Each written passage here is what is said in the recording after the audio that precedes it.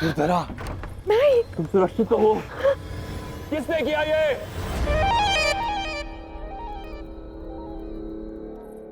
किसी ने नहीं किया होगा भाई।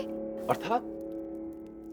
मेरा मतलब है कि मेरा कविताएं पढ़ने का मन हो रहा था, इसीलिए हम शिप्रा को लेकर यहाँ पुस्तकशाला में आ गए और पढ़ते पढ़ते पढ़ते इतने भीतर तक चले गए कि किसी की दृष्टि ही नहीं पड़ी होगी और द्वार खुला देख कोई द्वार बंद करके चला गया होगा। अब इसमें किसी की कोई भूल नहीं है ना भाई, मुझे ही सावधान रहना चाहिए था। दुर्धरा, तुम सत्य कह रही हो कि यही हुआ था? अर्थात भाई, है किसी में इतना साहस कि मगध सम्राट की लाडली बहन दुर्धरा को अंदर बंद कर दे? हाँ? ठीक, जाओ बहन, विश्राम करो।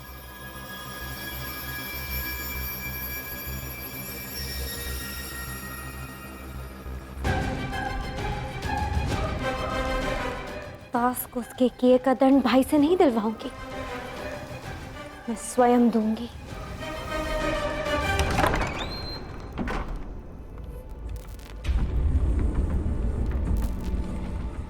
कोई आया था यहाँ, देखिए स्थान को। किसी ने यहाँ गहन अध्ययन किया है, वो भी अल्प समय में। तो यह अध्ययन का कारण कुछ ढूंढना था मामा ही।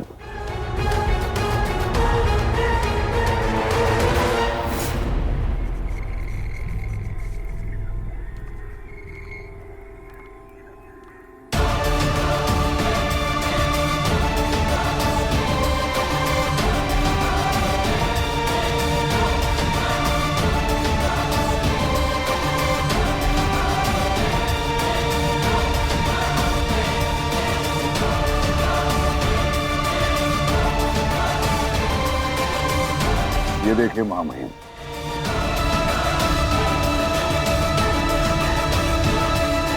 तितली वान का कटा हुआ नक्शा।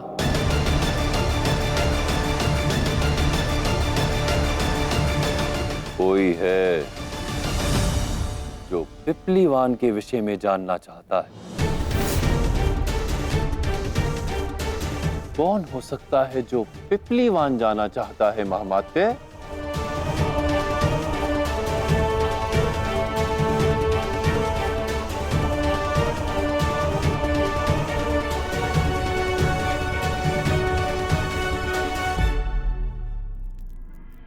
मगध के बुद्धिमान और योग्य सभासदों, तो बताओ वो कौन है जिसने पिपलीवान का नक्शा चुराया है और क्यों?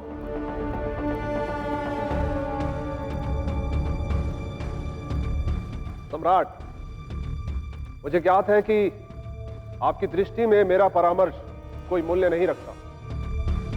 इस बार मैंने सभी तथ्यों पर गहन चिंतन और मंथन करने के पश्चात ये जानकारी अर्जित की है कि यह कार्य आपके विश्वास पात्र का है, उस दास चंद्रगुप्त का। राधा पांडु के विचार से मैं सहमत हूं सम्राट। ज्येष्ठ पांडु, आप कुछ कह रहे थे, कहते रहिए, मैं सुन रहा। दास आपको भ्रमित कर रहा है सम्राट। मेरा तात्पर्य है कि वो आपके इतना निकट है कि आपके मंत्रीगण ना उसके कार्यों पर दृष्टि रख पा रहे हैं और ना ही आपको उचित परामर्श दे पा रहे हैं, और इसीलिए पग पग पर उसके दुस्साहस को अनदेखा किया जाता है।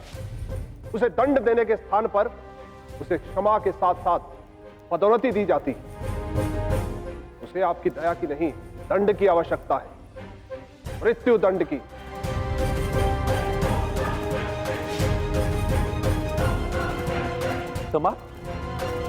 समाप्त हो गया ज्येष्ठ?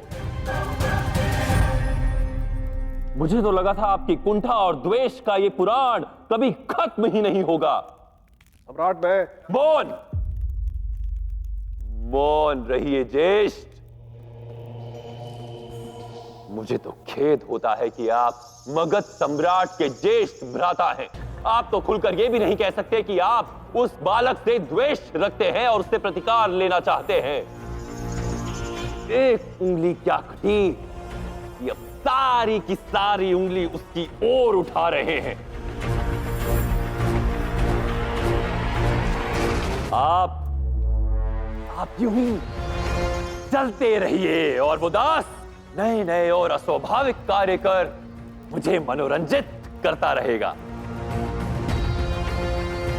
कभी वो मेरी स्वर्ण प्रतिमा का शीश मुझे लौटाता है,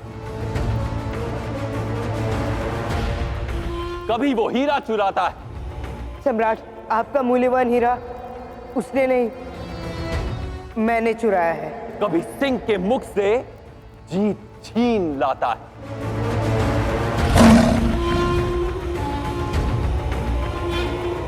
और कभी मेरे ही पुस्तकालय से पिपलीवान का मानचित्र चुराता है।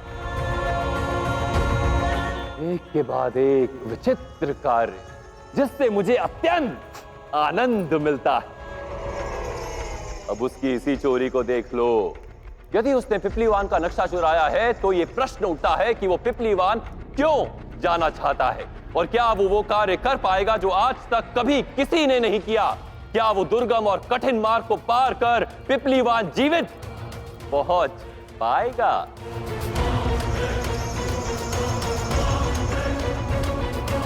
मामात्य